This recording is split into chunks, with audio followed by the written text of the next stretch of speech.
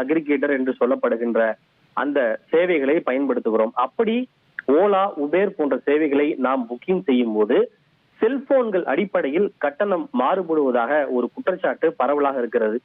இந்த அனுபவம் நம் எல்லோருக்கும் கூட ஏதேனும் ஒரு சில சமயங்களில் ஏற்பட்டிருக்கலாம்.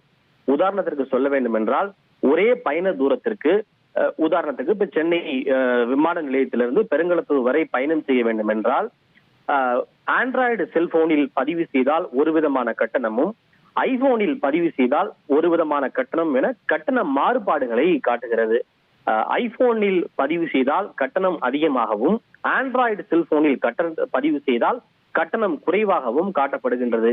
இது நியாயமற்ற வணிக நடைமுறை என்கிற குற்றச்சாட்டு முன்வைக்கப்படுகின்றது.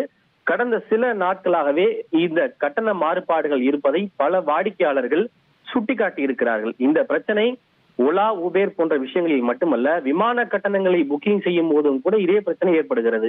உதாரணத்திற்கு நாம் விமான டிக்கெட்டை புக்கிங் செய்யும் போது ஐபோனில் புக்கிங் செய்தால் ஒரு விதமான கட்டணமும், ஆண்ட்ராய்டு செல்போனில் புக்கிங் செய்தால் ஒரு விதமான கட்டணமும் கூட காட்டும்.